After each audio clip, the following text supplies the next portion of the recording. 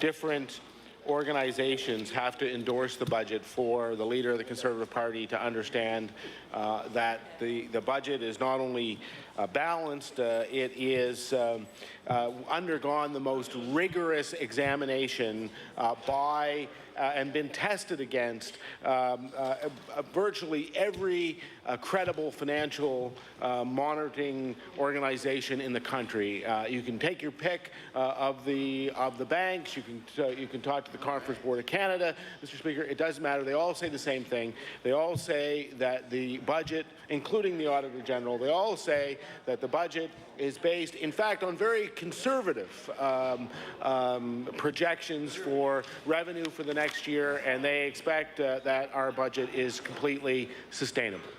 The Honourable Leader of the Progressive Conservative Party on his first supplementary. Mr. Speaker, the fact of the matter is none of those agencies have said any such thing. Even the Auditor General, as the Premier well knows, doesn't actually express an opinion on the bottom line of the budget and when it's balanced. So let's turn to the common sense of everyday Nova Scotians. They're the ones the Premier should really be concerned about.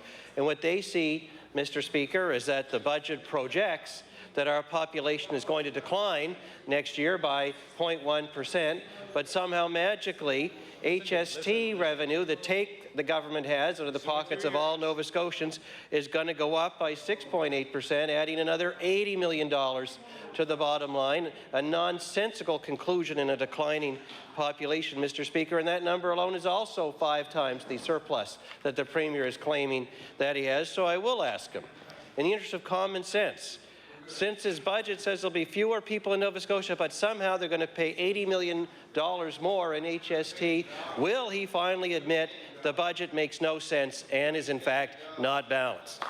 Honourable the Premier. Mr. Speaker, in fact, what the budget actually does is it projects that the labour force will expand, that the level of income will be higher, and of course, as a result of that, the level of spending will continue to increase, as it does every year, Mr. Speaker. And he's quite wrong. You know, the Auditor General actually gave us an unqualified opinion with respect to the reasonableness of our budget assumptions. The Honourable Leader of the Progressive Conservative Party on his final supplementary. Mr. Speaker, in anticipation of the Premier's final answer, I do want to table for the benefit of the House the opinion of the Auditor General from his most recent report where he said there's no such thing as a structural deficit, because I know where he's going to go next, and also the message from the Minister for 2009, the audit financial statements, which show that the Premier inherited a surplus of $19.7 million, so I'm glad the Premier respects the opinion of the Auditor General. Yeah. Mr. Speaker, in last year's budget, we learned that the Treasury Board knew there was a $27 million error and chose not to correct it and chose not to tell the people of Nova Scotians that their budget contained an error. That is twice the amount of the alleged surplus from this year. So I'll ask the Premier, with such a terrible track record managing the finances of the province, how can Nova Scotians believe anything that's in this year's budget? Honourable the Premier. Mr. Speaker, we managed to hit every single budget target that we made over the last 4 years. Mr. Speaker, unlike the previous Conservative government, which year in, year out, brought in budgets that had no bearing on reality whatsoever, they overspent by sometimes $300 and $400 million a year, Mr. Speaker, and then they try to claim that they are balanced. Mr. Speaker, this is a past government that received $450 million in offshore revenues, Mr. Speaker, and when we got here, there was $20 million in offshore royalty revenues, Mr. Speaker. We had to backfill all of the mess that they made before we could put in place one new program, Mr. Speaker. And yet, in the last budget, we brought in insulin pumps for kids. We replaced the children's dental program that was cancelled by the Liberals government. We reduced the amount of tax paid by seniors, and we balanced the budget. They voted against. The Honourable Member for Colchester North. Thank you, Thank you, Mr. Speaker. The cyberbullying task force, which was led by Wayne McKay, presented a report with 85 recommendations to the Minister of Education. And one of those recommendations, Mr. Speaker, was calling on the Minister of Education to target funding for guidance counsellors in our public schools. So my question to the Minister is the funding that school boards currently receive for guidance targeted specifically for school-based guidance counsellors? The Honourable Minister of Education and Early Childhood Development. Thank you very much, Mr. Speaker. We have a funding formula, and we have one guidance counsellor for 500 students. It is not targeted funding. The funding formula was changed with consultation, 28 meetings with the school board, that they have that money in their general revenue. But it is in the funding formula 1 to 500. Thank you. The Honourable Member for Colchester North on her first supplementary.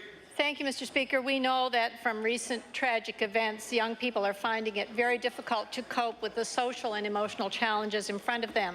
And recognizing the recommendation from the task force that it be targeted, recognizing that our young people need more services, will the minister commit to revisiting the model for funding for guidance to ensure that it is based on student need and not a mathematical calculation?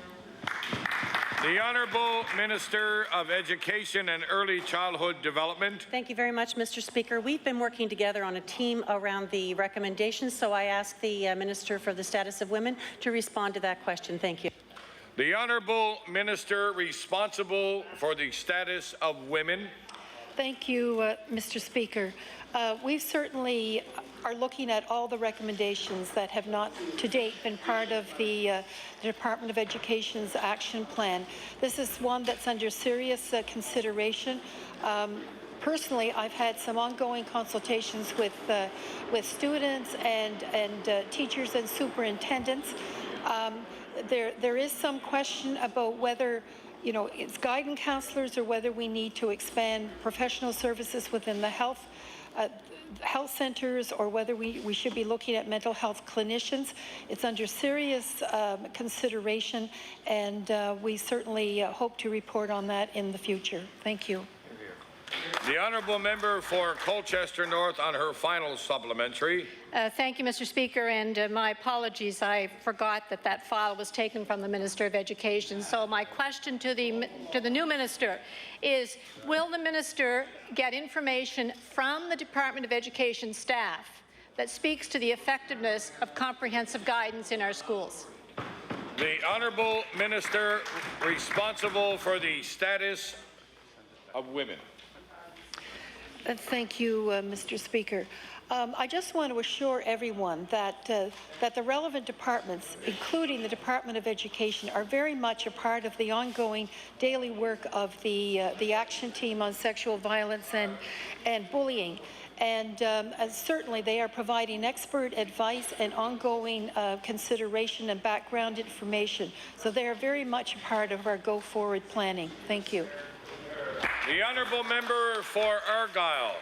Thank you very much, Mr. Speaker. My question to the Minister of Energy.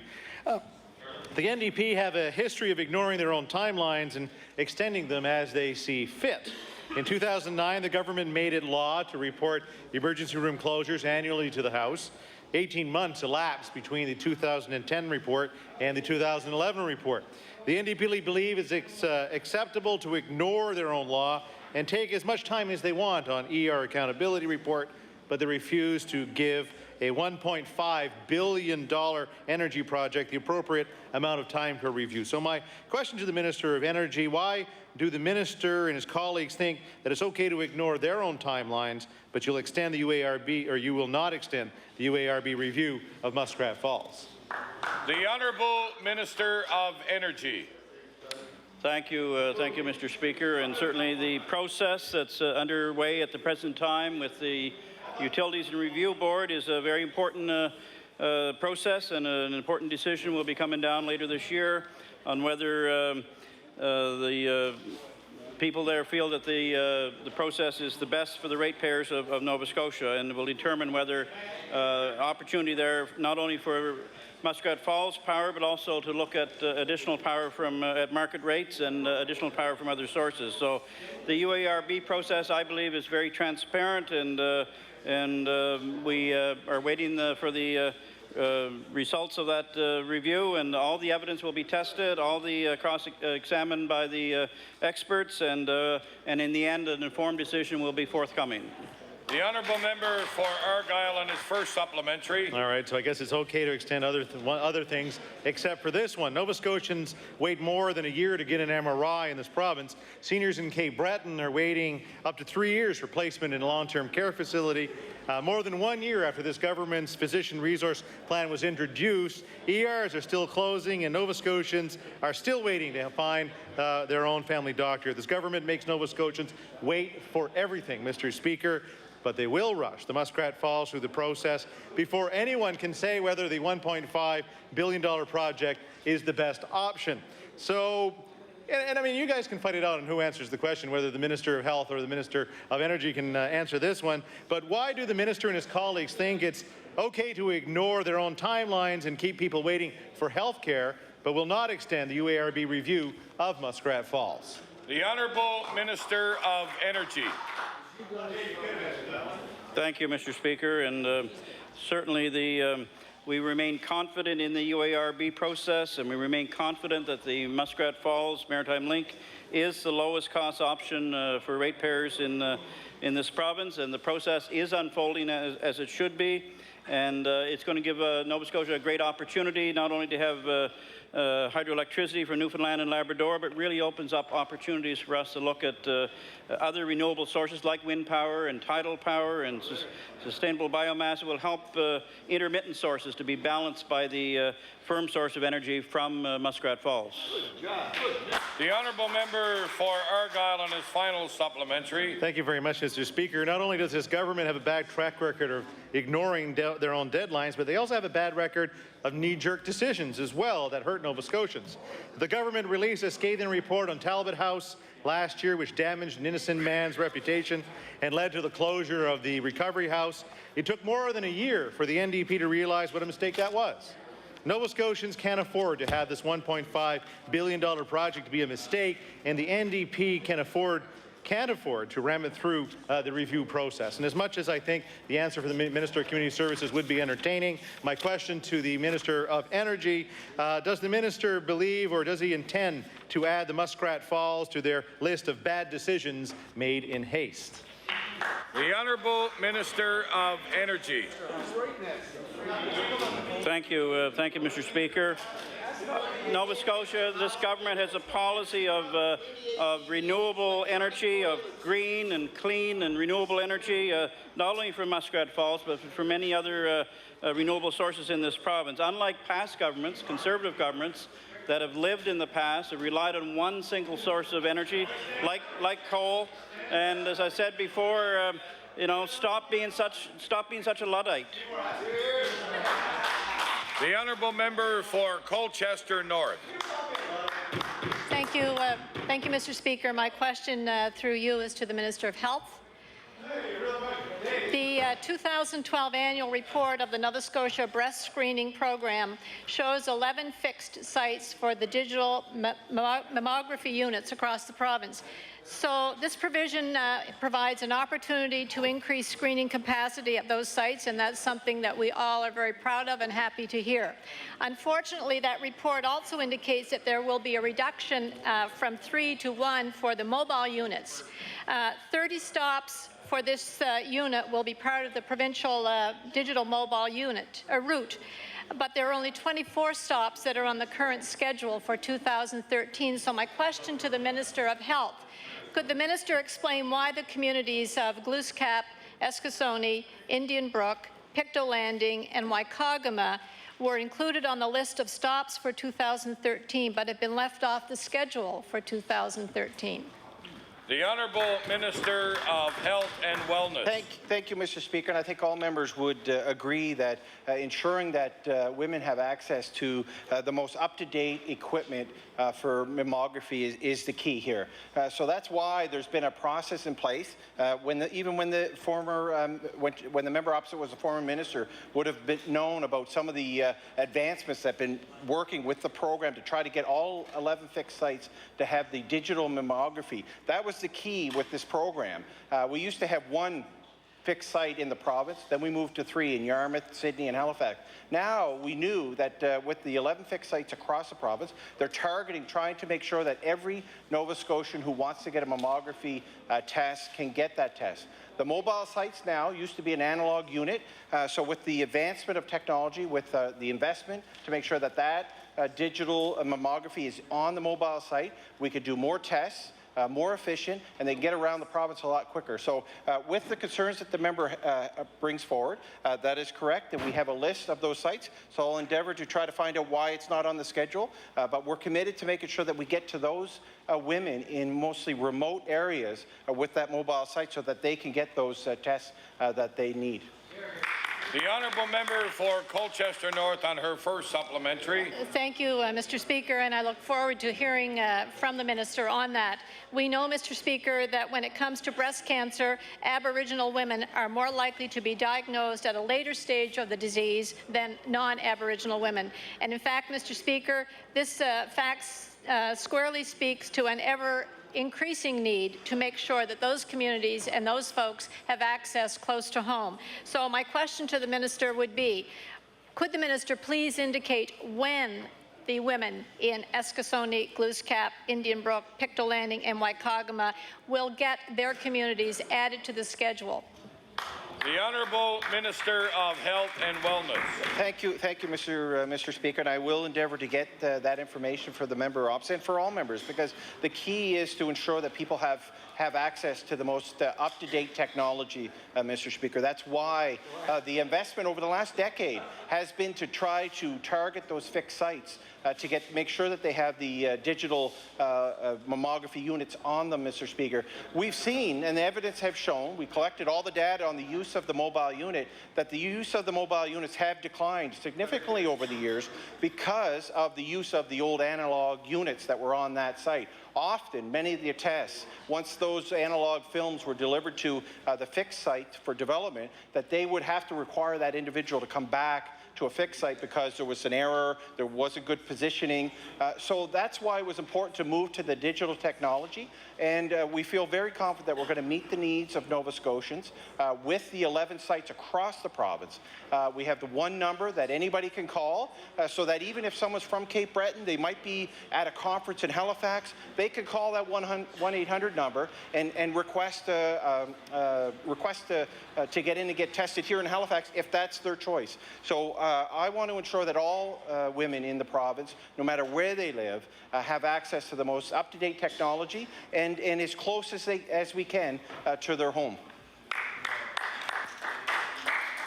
The honourable member for Victoria the Lakes. Thank you, Mr. Speaker. Mr. Speaker, this government has consistently governed and operated with a no-rush approach, yet to restrict the UARB's review process for a $1.5 billion financial commitment both for the province and the ratepayers to a mere 6-month period. There's no shortage of examples to prove that when this government chooses to, they take their time delaying decisions or make no decision at all.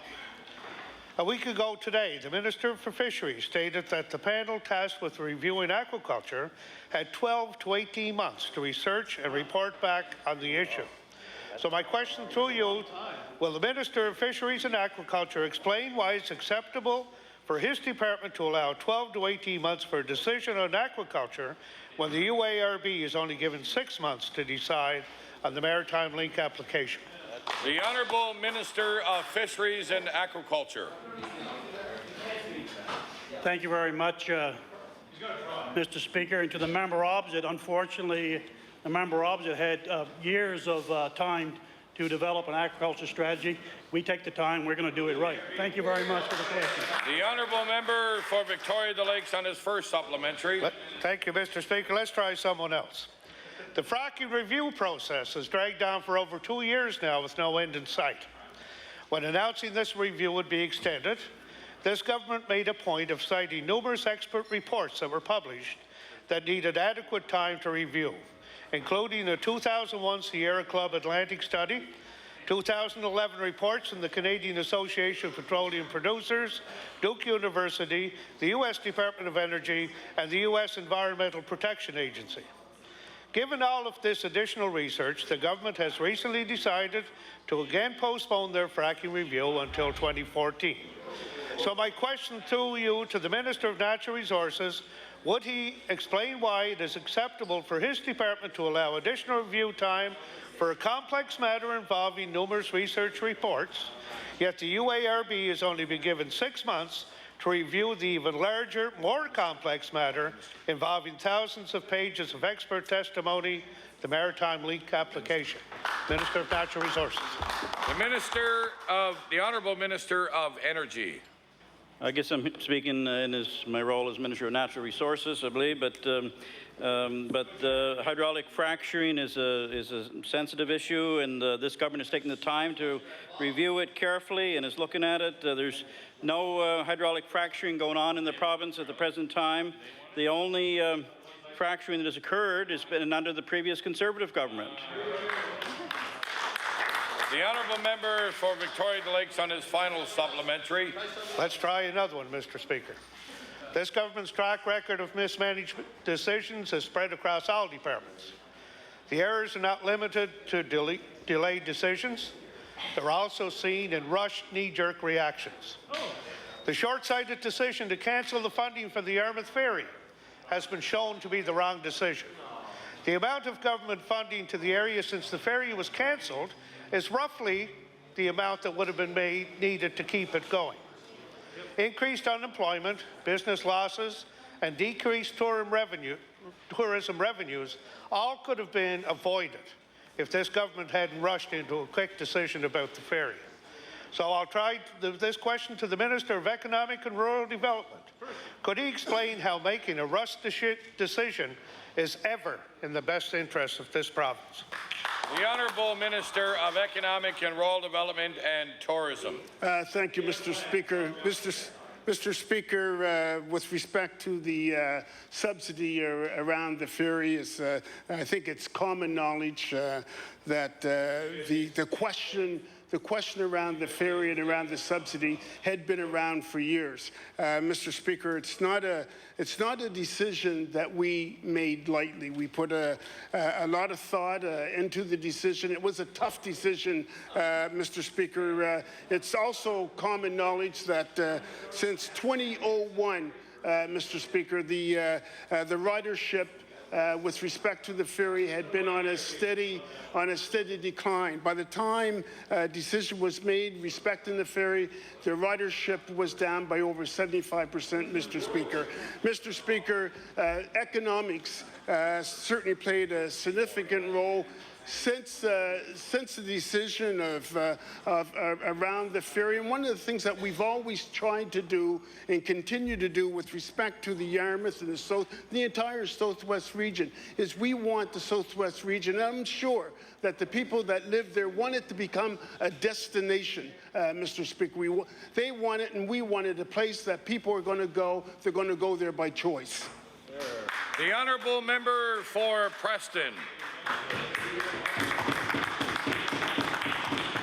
Mr. Speaker, women in the Preston community face similar challenges as do women in rural and remote communities throughout Nova Scotia. Accessing health care services is directly related to the ability to access transportation. And when tough decisions need to be made, preventative health care that is only available outside the community is oftentimes ignored. In order to deal with the day-to-day pressures of trying to make ends meet, could the Premier please tell us why the Preston was left off the 2013 mobile breast screening schedule? Honourable the Premier. Mr. Speaker, one of the things that we're very proud of is that we have increased access for women across this province, not only to a faster breast screening, but also to new technology, which means that the work that is being done is done more quickly and with greater accuracy. So this was done This work was done in conjunction with the Canadian Breast Cancer Society, who recommended the approach that is being followed and endorsed the approach being followed by the Department of Health and Wellness. Mr. Speaker, I'm sure, or at least I would hope, that the member for Preston would not suggest that those who work so hard to ensure that women get the services that they need would somehow try to disadvantage one community over another. The honourable member for Preston on his first supplementary. Mr. Speaker, I'm going to table a Chronicle Herald article dated January the 6th, 2001, with a headline which reads as follows: NDP irked province cutting Preston a mammogram services. In fact, the quote in the article is from the former NDP health minister and states, the reason the clinic is going to Preston in the first place is because in the area that has been identified as high risk for breast cancer and a low take-up and mammography. And to the Premier, if the breast cancer screening unit is so important to the NDP, then why were they when they were in opposition, why did they not do everything possible in their power to ensure that Preston was on the mobile schedule for 2013? Honourable the Premier. Hard to believe, really. Hard to believe. He's using a 2001 article. He must be using it doesn't seem to. I'll give that back to you so that you can do whatever you like with it. Mr. Speaker, 2001, when technology was completely different, we are investing literally millions of dollars in new technology in order to provide better services. And, Mr. Speaker, one of the sites that has this new technology is the Dartmouth General Hospital, Mr. Speaker. As you know, it is the hospital that also serves the Preston community. Yeah, that's right. The honourable member for Yarmouth. Thank you, Mr. Speaker. Last week, the Minister of Advanced Education and Labour refused to answer my question around this government's position on an independent NASCAD. We realized that NASCAD had some financial issues. They put together a plan to address those.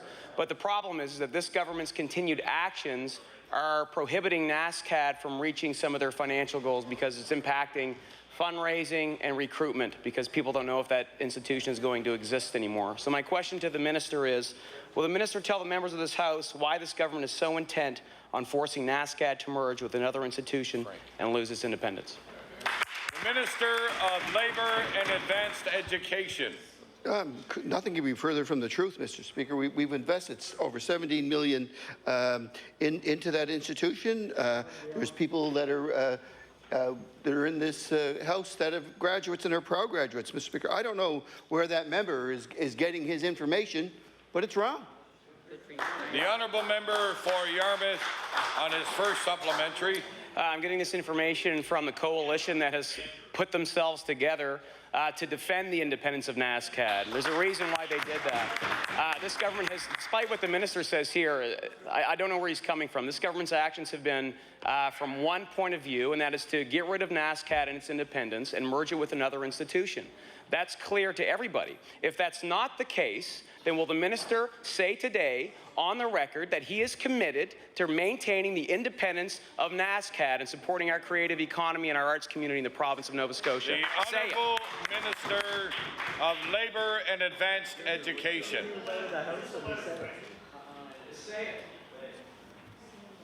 I think they want me to say it, Mr. Speaker. Mr. Speaker, but what I will say is that $17 million was over and above regular funding. Well, Mr. Speaker, I don't know. Did Dinner disagree with that group over there? I don't know. But I'm going to tell you, Mr. Speaker, we're committed to NASCAD. The honourable member for Kings West. Thank you, Mr. Speaker. Mr. Speaker, Nova Scotia's agriculture sector is having difficulty with the cuts to programs and services the NDP government have made. We know the Farm Investment Fund, now ironically titled Homegrown Success, has been cut drastically in recent years by the NDP government. One aspect that has been reduced but is critically important to farmers is the drainage program. My question for the Minister of Agriculture, why has the NDP government cut funding to this program? The Honourable Minister of Agriculture. Thank you, Mr. Speaker, and I'm glad to see that the member opposite is finally getting engaged in the agricultural sector.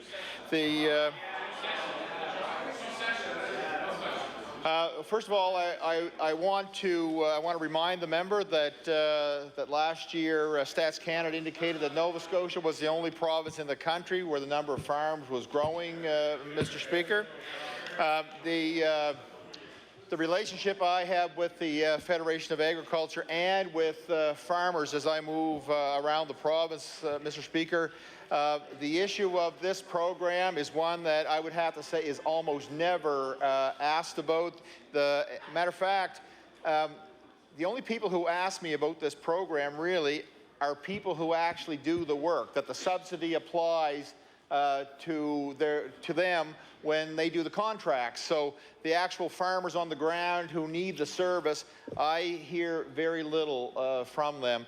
I have made a commitment actually to the industry that after this year of balance, if it's possible in the 14-15 budget, that I would put money back into that program for both tile drainage and for land clearing, Mr. Speaker, and I stand by my commitment to them. I said I would do it, and if it's possible to do it, I'm going to do it. The honourable member for Kings West on his first supplementary. Well, thank you, Mr. Speaker. If the minister hasn't heard, he's going to be hearing, because I spoke to the Federation this week, and the funding for the programs may not be available until June. So, Mr. Speaker, June is simply too late for farmers and producers. Mr. Speaker, why is the minister taking so long to release program funding to farmers in the province? The Honourable Minister of Agriculture. Yeah, that is a really good question. The member, I think, would be aware that when we came into government, we were tied to the suite of programs under Growing Forward. That was a funding agreement between the province and the federal government that was signed by the previous government. And I got to say, you know, I'm not going to knock them on the quality of the programs. The industry, I think, by and large, was fairly receptive to them. We've tried to make some tweaks in that as we negotiate a Growing Forward too, which is the next 5-year suite of programs. That has taken a bit longer than we actually wanted. Last year, we signed the multilateral agreement, all ministers in Whitehorse, and so it's just only recently that I was able to put my signature on the documents for the bilateral, which was Nova Scotia's individual negotiation on programs specific for Nova Scotia. So that really has dragged this process a little further along. We really would have liked to have had this done in February so that when we get the budget passed, the program material could be ready to go. But it looks like that's going to be early June, I think, if we're lucky. And we're hoping to get it done by then. But that'll make it later than we anticipated, Mr. Speaker. The honourable member for Richmond. Mr. Speaker, access to a family doctor is essential in rural Nova Scotia. The recent closure of Dr. Ben Boucher's office in Port Hawkesbury has left thousands of patients without a doctor, and the doctors that remain are not accepting new patients. Residents are now asking what the NDP government is doing through the Department of Health to attract new family doctors to the Strait area. My question is, will the Minister of Health advise what efforts are underway in the Department of Health to recruit new doctors to the Strait area? The Honourable Minister of Health and Wellness. Thank you, Mr. Speaker. And one of the things we've done over the last couple of years is try to strategically invest in primary care clinics. We have done that in the member opposite's area that he represents. We've done it in other areas that we know have been challenged. with recruitment and retention of physicians. We never want to hear about a physician leaving the province or leaving practice. We know that leaves a void with many, especially in rural communities, because those practitioners have a large volume of patients. So we're going to continue to work with the District Health Authority to try to ensure that we can get patients access to primary care clinicians. We're going to continue to invest in primary care clinics around the province so that we can attract physicians to those areas, because if you create a good working environment where you provide an environment that's working with collaborative clinicians from different disciplines, then it's more appealing. And I hope with other things that we're doing around training and the residency program that we have in the Valley for general practitioners, that we're going to capture those medical students and get them to stay here in the province, and more importantly, Mr. Speaker, practice in rural communities. The honourable member for Richmond on his first supplementary. Mr. Speaker, the WB Kingston Memorial Clinic in Lardwise, which services thousands of patients as well, is currently without a physician. Local physicians are coming in 1 day a week, which makes up for 2 days a week, and quickly their days fill up with appointments. The rest of the residents are left to wonder where they will find a family physician, especially since those existing in other communities are not taking new patients. The earlier question I asked is what specifically is the Department of Health doing to attract physicians to rural Nova Scotia? I don't believe we received an answer to that, so allow me to ask the Minister again. Will the Minister tell us the name of the individual or individuals in the Department of Health who are responsible for physician recruitment for doctors in rural Nova Scotia? The Honourable Minister of Health and Wellness. Thank you, Mr. Speaker, and I'd have to disagree with him. I was answering his question. We've done a number of things. I've talked about the residency program that is the first of its kind in the country, that we have 5 medical students now in the Valley practicing in a rural setting. We're going to have another 5 in July, so that'll be a complement of 10 every year going forward. And it's our hope that those individuals who are practicing now in that type of environment will stay in a rural community and not just stay in the Valley, hopefully go to Cape Breton.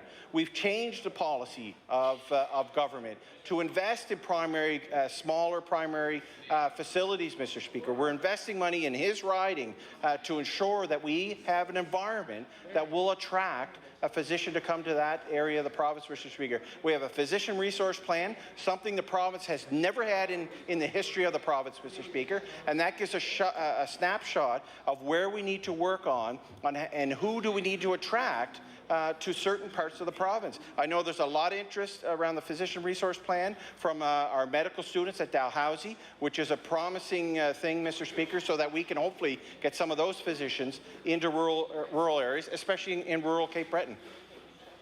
The honourable member for Argyll. Thank you very much, Mr. Speaker. Thank the Deputy Premier there. I don't know if he was just excited to hear me or not.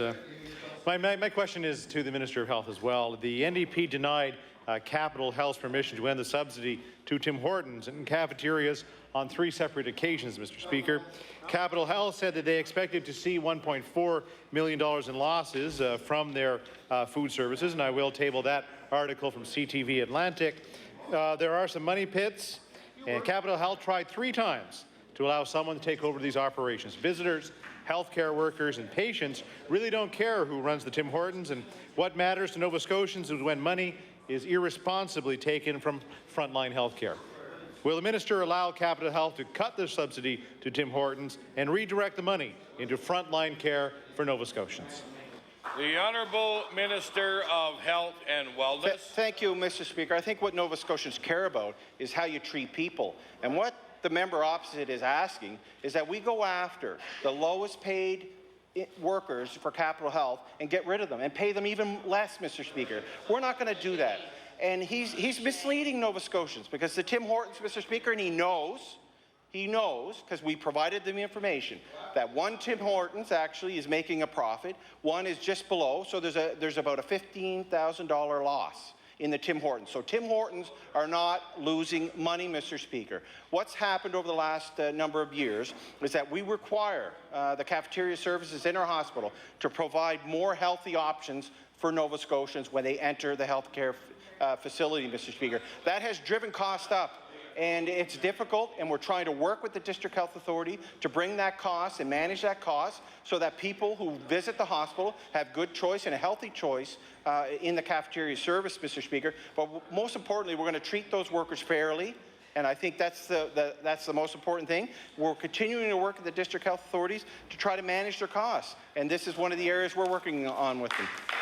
The honourable member for Argyll on his first supplementary. Thank you very much, Mr. Speaker. And he knows from the beginning of that question that I said that the $1.5 million in losses is from their food services, which includes, and a part of it, as Tim Hortons. Capital Health spokesman John Gillis said the $1.5 million that they lose from Tim Hortons and food services is coming from health care dollars that are better spent elsewhere. The government announced $2 million to reduce wait times for knee and hip replacement. How much earlier could we have done that, and for how many more people? The NDP commissioned $1 million study to examine aging infrastructure at Capital Health. How could $1.4 million have improved those facilities? The government purchased 216 patient beds for $2 million. So how many more beds could we have had for the $1.4 million being wasted? Nova Scotia Surgery received $1 million from Capital Health to perform 379 day surgeries in 9 months. That money could have paid for another 400. Does the minister see the damage his government's wasteful spending is having on the healthcare system? The Honourable Minister of Health and Wellness. Thank you, Mr. Speaker. And the one thing I can say is the member opposite, when he was minister, didn't tackle any of these hard issues, Mr. Speaker.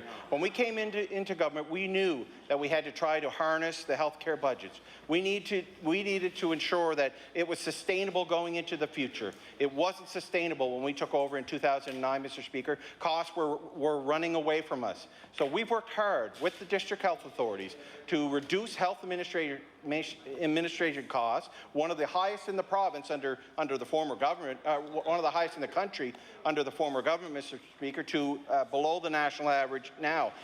Just so the member and Nova Scotians know, the loss for the Tim Hortons was about $12,000. We know there was a loss. We're working with them. We're working with them to try to make sure one made a lot of money and one lost a little bit. So what we're talking about is the cafeteria services, and we provided information to the House and to Nova Scotians. It's decisions we made. Yes, we made the decision to change the policy to ensure that there's healthy choices at the cafeterias in our hospital, Mr. Speaker. That has increased the costs, and we're trying to get a handle on that, and I think that was the proper policy to change.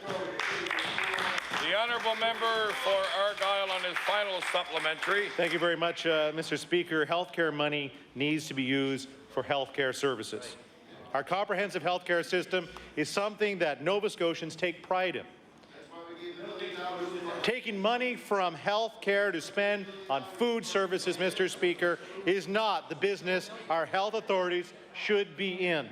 The government should re-examine their priorities. This wasteful spending in healthcare needs to stop. Will the minister give permission to Capital Health to let go of the financial burden of Tim Hortons and the other food services so that they can use the money for healthcare services that doctors in Lardways, doctors in Yarmouth, or services and other issues here in Halifax can be so important for the healthcare services in Nova Scotia? The Honourable Minister of Health and Wellness. Thank you, Mr. Speaker. Interesting. He's trying to chastise us because we changed our policy to make sure that the food in the hospitals are healthier. Member in his caucus was talking about food for veterans, Mr. Speaker. Every policy we change, we try to make sure that they get the best possible, most nutritious food for all people who enter our healthcare system. And the member opposite who's yelling, he would remember Corpus Sanchez, Mr. Speaker. Corpus Sanchez, $1 million report that went nowheres. They did not act on it, Mr. Speaker. They put it on the shelf. So one of the first things we did was get a local person, not some American company, in to look at the healthcare system. Dr. Ross, a respected person in our province, did the Ross report, and we've acted on that. We have a plan, Mr. Speaker. It's called Better Care Sooner, and it didn't cost us $1 million like the Corpus Sanchez report. The honourable member for Glace Bay. Thank you, Mr. Speaker. Mr. Speaker, veterans in Cape Breton are upset about the closing of the Veterans Affairs office in Sydney. This office saw 825 walk-ins in the last year alone. This closure will mean the loss of 12 local jobs and will force over 2,900 veterans who count on this service to go to the Halifax office. Many of these veterans are seniors or have disabilities and need this face-to-face service, as you know, Mr. Speaker. So my question, has the Premier called on Prime Minister Harper to stand up for veterans and rescind his government's decision to close the Veterans Affairs office in Sydney? Honourable the Premier. Mr. Speaker, we have, along with the other Atlantic premiers over and over again, called upon the federal government to understand the impact of the cuts that they are making in each of our jurisdictions. We did it as a united voice to try and get the federal government to understand that there are actually two aspects to this.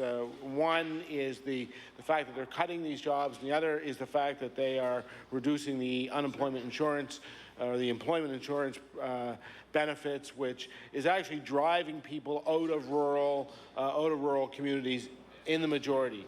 Because what it's doing is it's meaning there is not a combination of waged employment and employment insurance benefits that allow people to build a life in rural communities.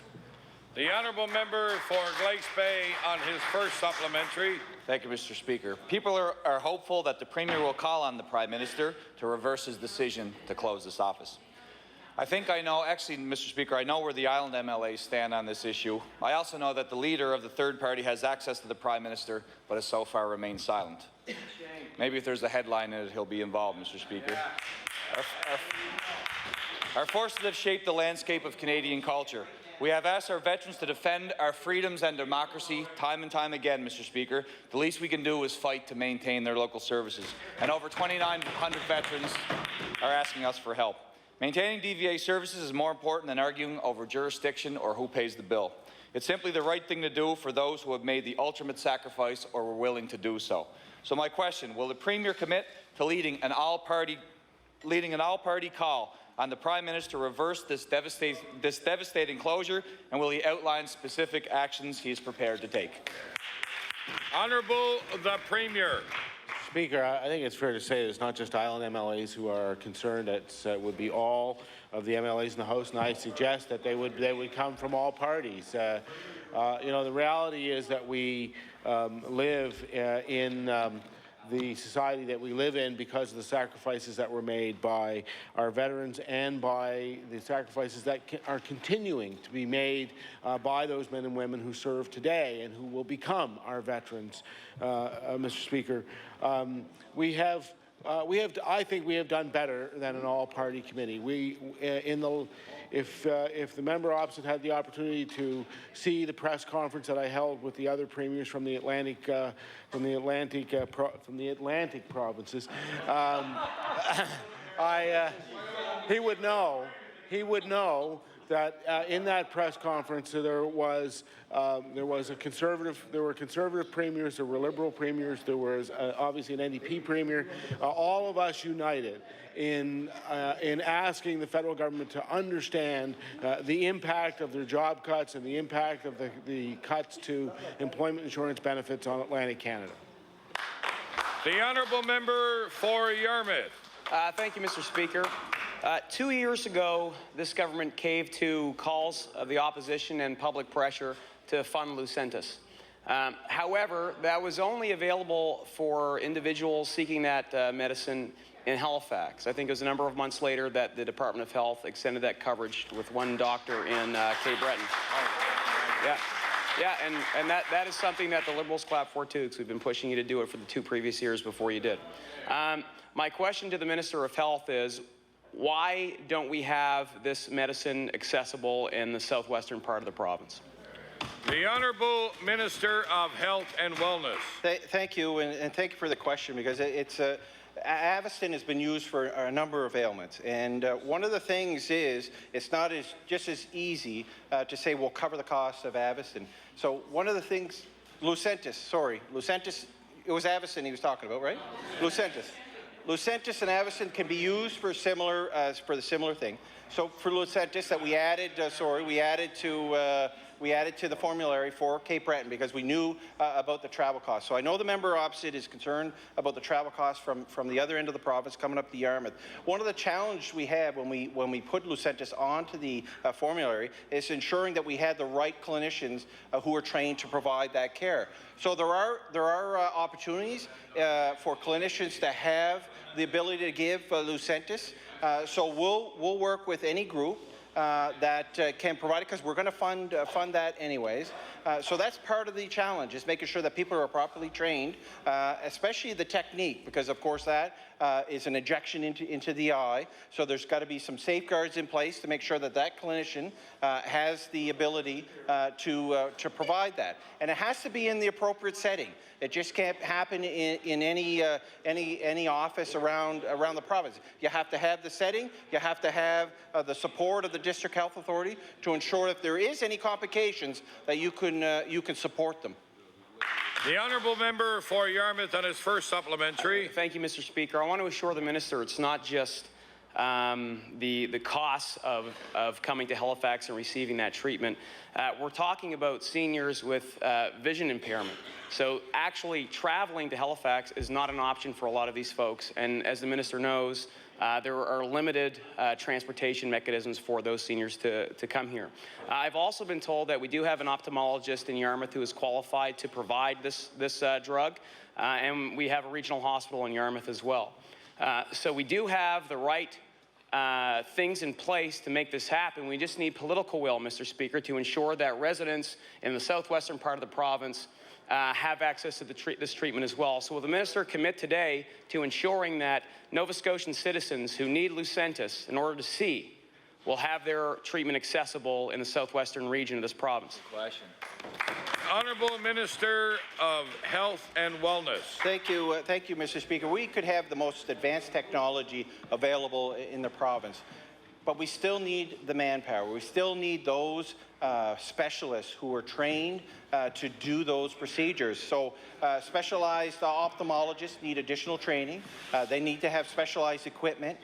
They need to ensure that they have the environment that supports them when they do procedures like what the member opposite is asking about. So it's not just the fact that there's a hospital or regional hospital there. We need to ensure that there's the specialists or the clinicians are there in place to provide that service, but also the equipment and all that goes along with it, Mr. Speaker. We know as we move forward, there's going to be new procedures that come on board.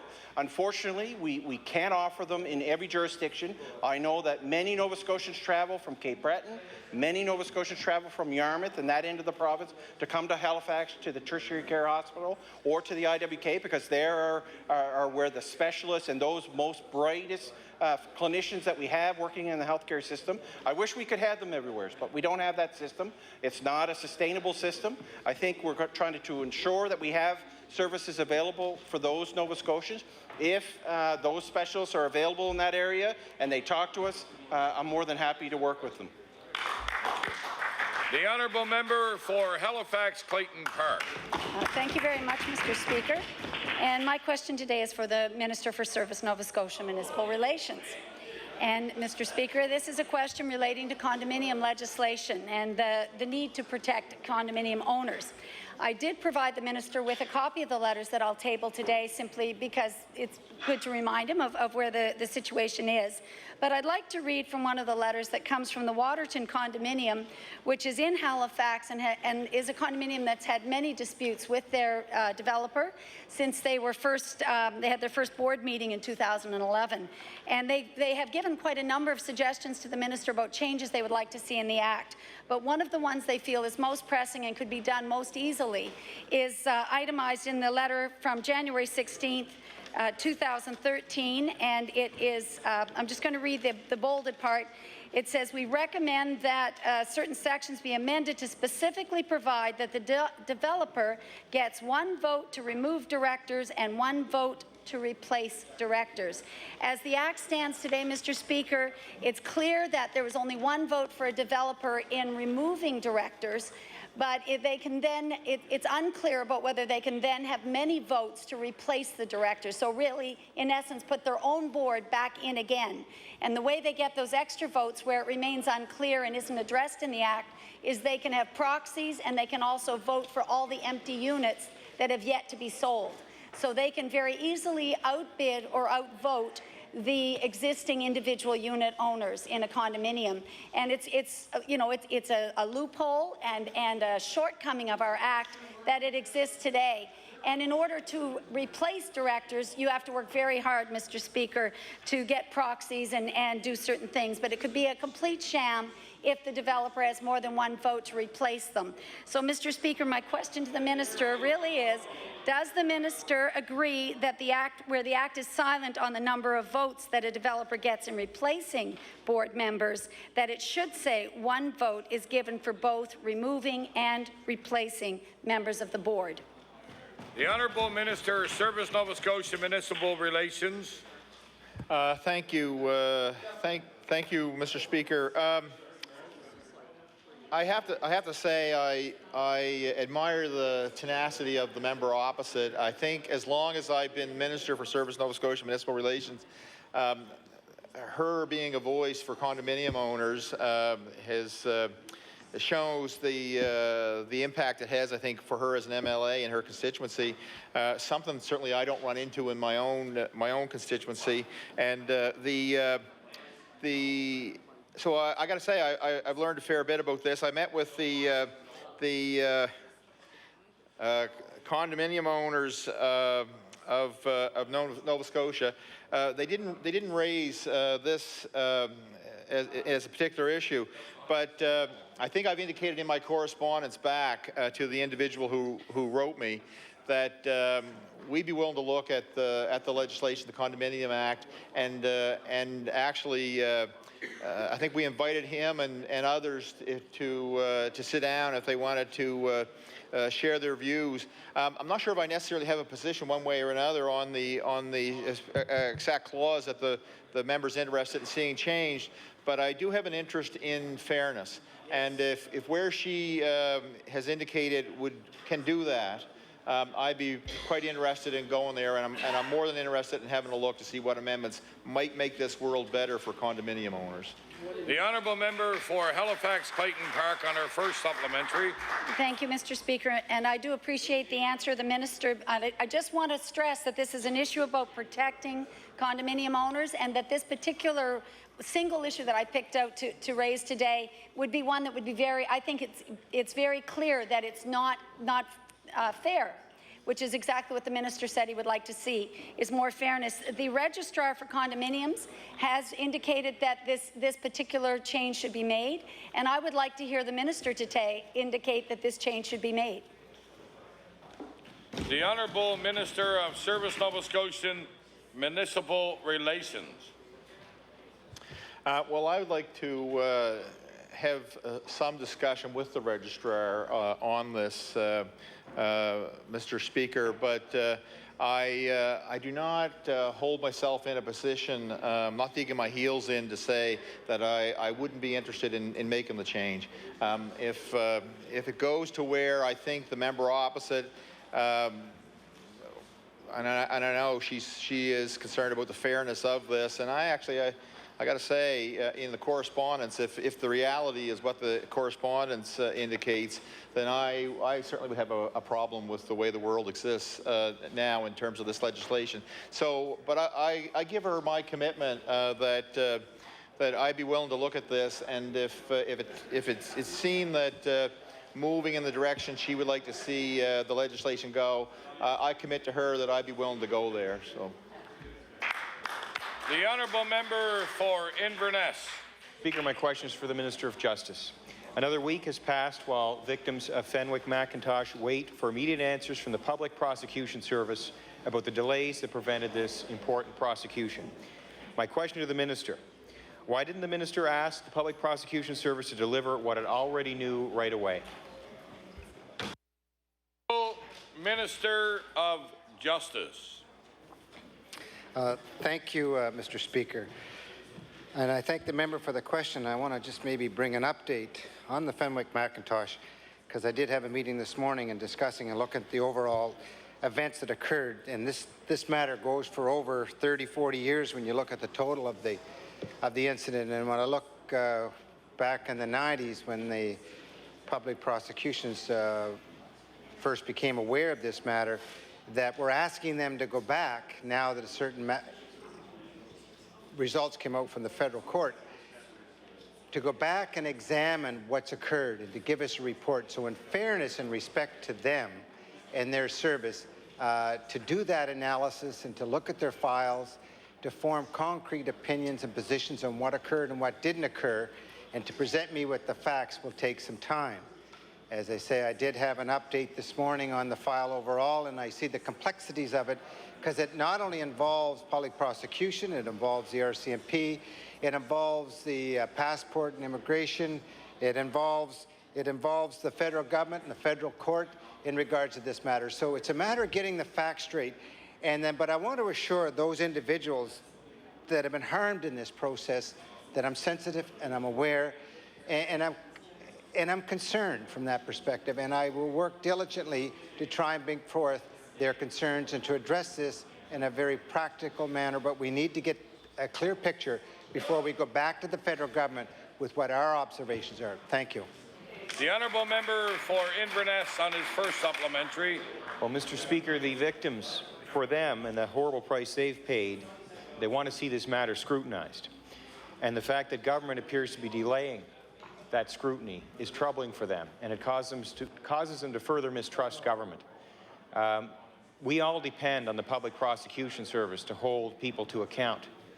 And this is a case where that has not happened. So, Mr. Speaker, will the minister simply and respectfully tell the Public Prosecution Service, who, yes, there are many people involved, but from a high-level perspective, they know what happened, they know what went wrong. Would the minister simply tell the Public Prosecution Service to tell everyone what they know today and what they have done, hopefully, to fix these things that have been happening over the years so that these situations aren't happening right now? The Honourable Minister of Justice. Thank you, Mr. Speaker. Once again, and I apologize to you, Mr. Speaker, and to this House for not being clear in saying that in all due respect to the complexities of this issue, it is incumbent upon me as the Attorney General to ensure that I give people that are in positions of authority and responsibility time for them to read their documents so that when they do make a presentation to me before a decision can be made, that it's to the best of their knowledge and taking into consideration all access to information that they have, and then present that. This matter, once again, I'll reiterate, involves the police, the public prosecutions.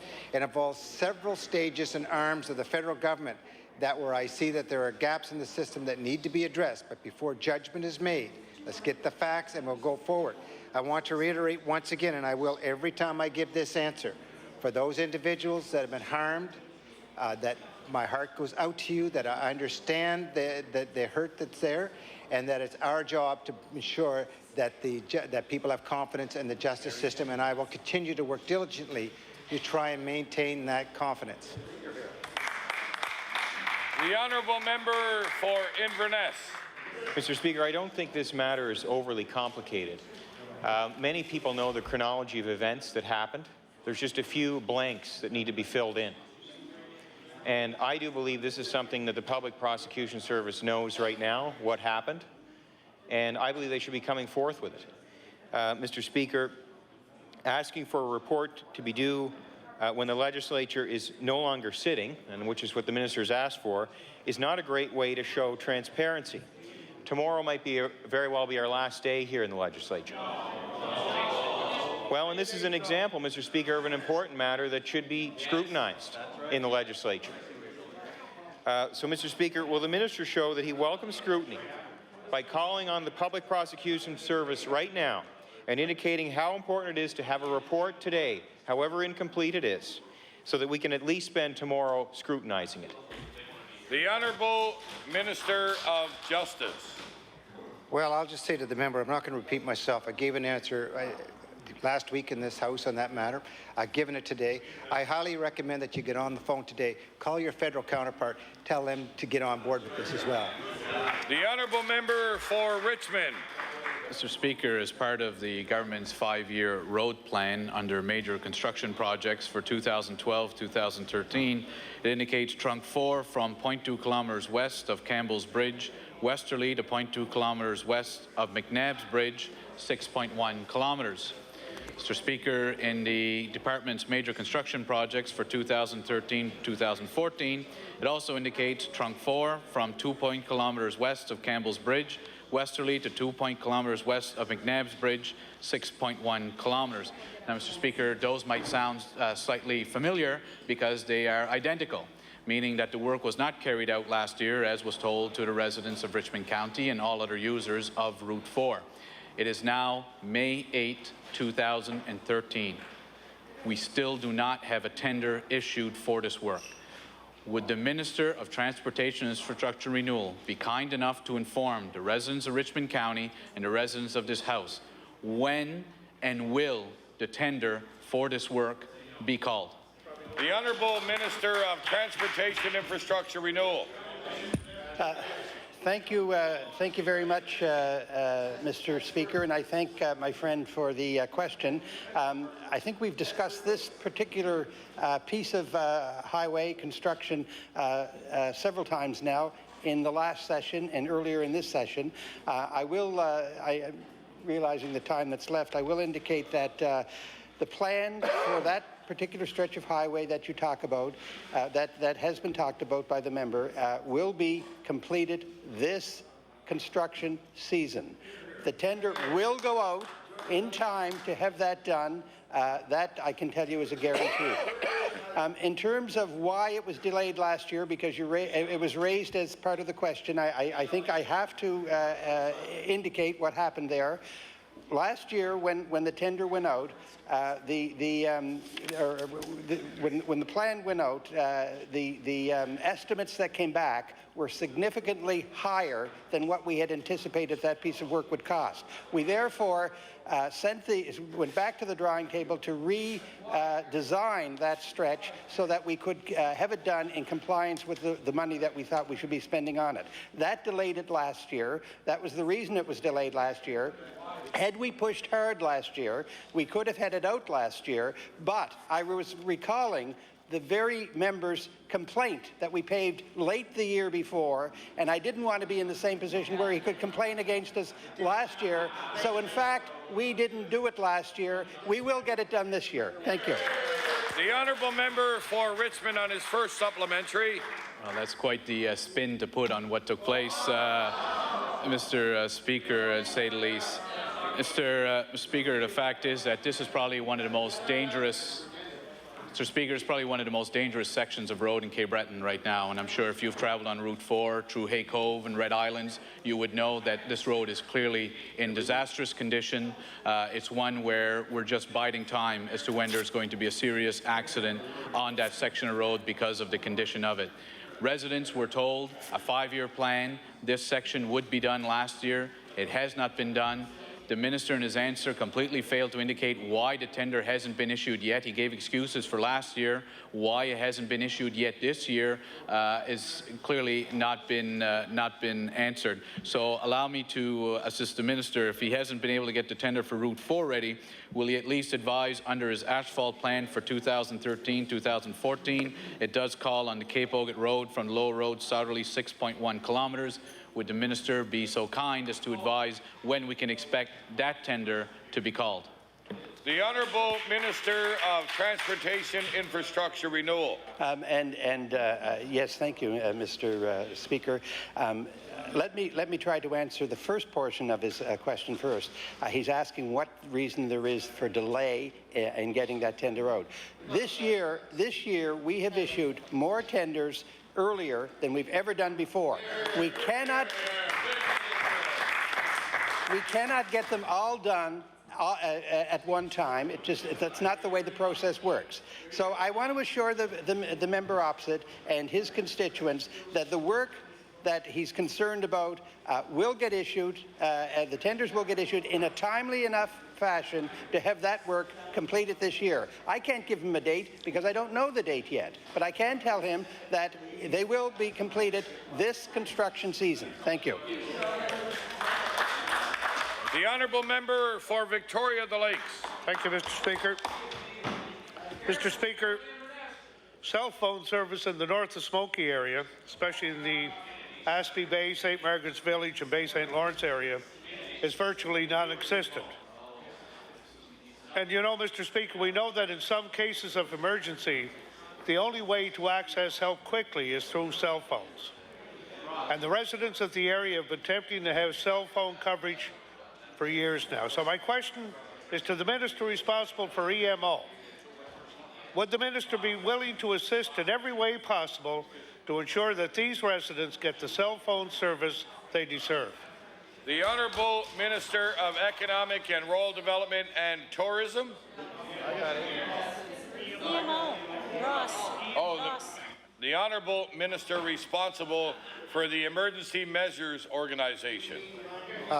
Thank you, Mr. Speaker. And I share the same concern from the member there as being an avid cyclist and being out in the out on the trail there riding my bike. I know a few times to try and use the cell phone that it's not accessible. So it's a matter of consulting with my colleagues to see how we get that fulfilled. We know that there's gaps in the system, and we do know that we have one of the best systems for being connected in North America. And so we're happy from that perspective, but I do share some of the same sentiment from being a cyclist and riding through the Cabot Trail and seeing some gaps in the system. The Honourable Member for Victoria the Lakes on his first supplementary. Thank you, Mr. Speaker. Cell phone service is necessary as well for the many tourism businesses in the area. Visitors need to have access to their phones for various reasons, and believe it or not, its existence or non-existence can be a determinant as to whether or not a person visits. So my question to the Minister of Rural and Economic Development and Tourism, will he join with the Minister responsible for EMO to ensure that cell phone service is provided to the residents of the Bay St. Lawrence area? The Honourable Minister of Economic and Rural Development and Tourism. Thank you, Mr. Speaker. Mr. Speaker, a couple of things, and I trust the member of the third party would have been in touch with his federal counterparts in Ottawa with respect to communications throughout Nova Scotia when it comes to cell phone service. I would suspect that, and I will commit to one thing for sure is that I'm always, this cabinet, this caucus, is always eager and willing to collaborate with one another, with our colleagues in a move forward motion. So, look, I'm going to sit down with the good member of the Justice Minister at any time, as I am with all of our colleagues here on the government side of the House. Order, please. Order. The time allotted for oral questions put by members to ministers has expired. Now recognize the Honourable Minister of Health and Wellness on a point of order. Yes, thank you, Mr. Speaker. During question period, we had a couple questions around the mobile mammography, and the breast screening program. So what I want to table for members opposite from Preston, and I know another member asked questions, was the route that the mobile unit was supposed to take place. Preston is on there, and I will endeavour to ensure that I get back to the member opposite of why that is not on wherever he looked at for a route on table that. Okay. It's not a point of order. It's a difference of facts, and I thank the Honourable Minister for tabling that. But I'll now call on the House Leader for the official opposition to call opposition members' business. Speaker, would you please call Bill number 79? Bill number 79, Government Advertisement. I'll now recognize the Honourable Member for Richmond. Thank you very much, Speaker. I'm pleased to be able to speak and move second reading of Bill number 79. Or how should I say it? I move that it now be read a second time. Make sure that I adhere to the clerk's request. Speaker, this bill is basically a copy of what's been already adopted by the Ontario government in 2004, where it's called the Ontario Government Advertising Act. Speaker, the purpose of this bill would be to impose requirements on ads, printed matter, and additional classes of messages, require the Auditor General to review submission prior to publication, and clarifies what is partisan and rests that decision with the Auditor General. I should point out as well, Mr. Speaker, for the interests of members of the government, that the New Democratic Party of British Columbia recently introduced a similar bill in their legislature. So obviously this has piqued the interest of their counterparts in British Columbia. So what is the main points of the bill? Speaker, number one is that departments shall submit a copy of the proposed advertisement to the Office of the Auditor General prior to publication. Number two, the Attorney General's Office will review ad material and decide whether the material meets the standards set out in the Act. Number three, the advertising must not be partisan, and it is the Attorney General's Office who will determine whether the material is deemed partisan. Number four, required standards. A, to inform the public, for example, government policies, programs, and services available. B, to inform the public their rights and responsibilities under the law. C, to discourage specific social behavior in the public interest. D, to promote Nova Scotia as a good place to live, work, invest, study, visit. E, it must include a statement that the item is paid for by the Government of Nova Scotia. F, it must not include the name, voice, or image of a member of the Executive Council or a member of the Assembly. That may have been a bit of an issue for the Minister of Economic Development a few years ago. If I'm not mistaken, he was the main star in one of the government ads. G, it must not be partisan. H, it must not be a primary objective of item to foster a positive impression of the governing party or negative impression of an entity critical of government. And I, additional standards may be developed through regulations. As well, Mr. Speaker, this bill would require an annual report to the Speaker by the Auditor General. So why do we need this type of legislation?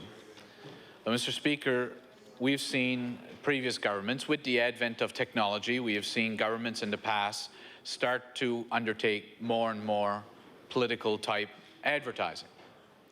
I recall when the NDP were in opposition under the Ham government and the Rodney MacDonald government, that they were highly critical of using taxpayers' money to send out government brochures, which clearly we agreed at the time fell under the category of political advertising.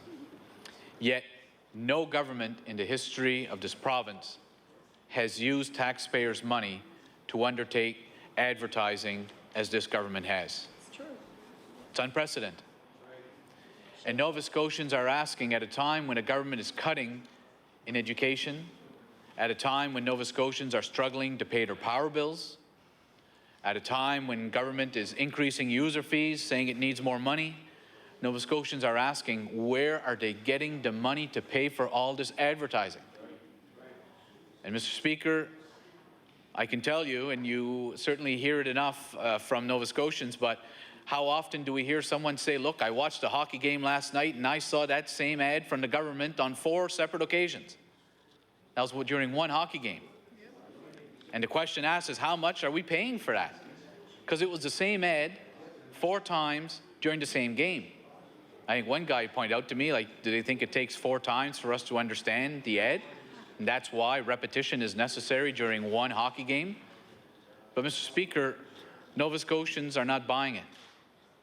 And they are asking us, why does the government feel that they've got an open checkbook to just do all the advertising they want?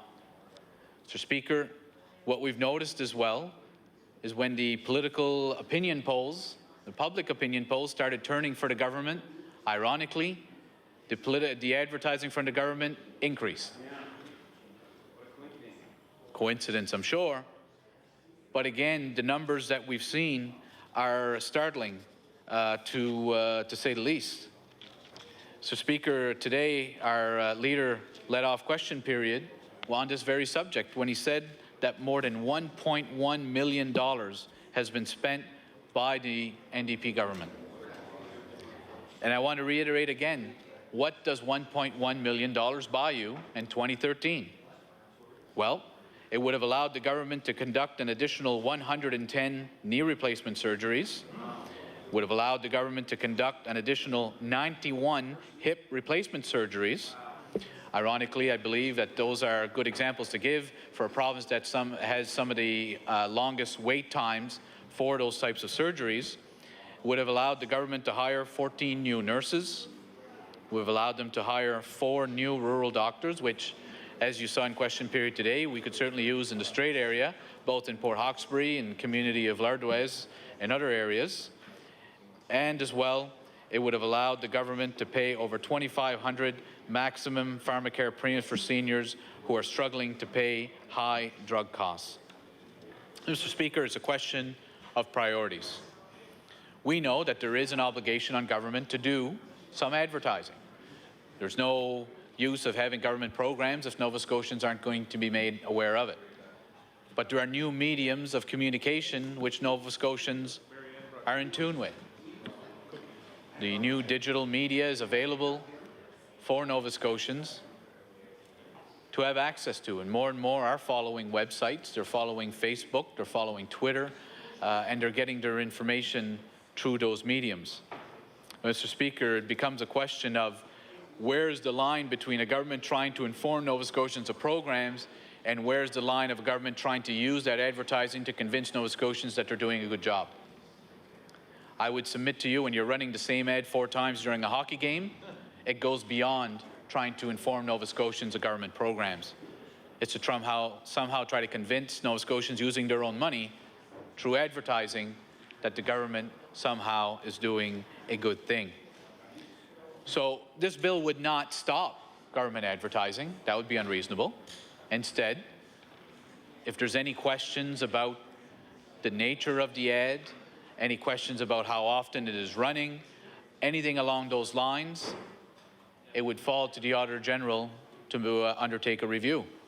Now, Mr. Speaker, requesting this is not really foreign to members of this legislature because due to the changes being made to the advertising allowed for members, most of us now, prior to issuing an ad, will send it to the Speaker's Office administration to get approval beforehand. So it's already being done by members of the legislature, which begs the question, if that's being done by members of the legislature, why should the government not go through a similar process of asking the Auditor General to approve advertising that's being done? I see no reason why. This government's shown a fondness of sending things to the Auditor General, so why would they not want to send this matter to the Auditor General as well to have his or her stamp of approval, depending on who would be the Auditor General of the day. So, Mr. Speaker, this is about accountability. Madam Speaker, it's about accountability. It's about ensuring that Nova Scotia taxpayers' dollars, their precious taxpayer dollars, are used appropriately. And at the end of the day, Madam Speaker, I'm quite confident that the Auditor General or whoever else in his office will not find that running the same ad 4 times during a hockey game is an appropriate use of taxpayers' money. Madam Speaker, I think the government has an opportunity to show leadership on this.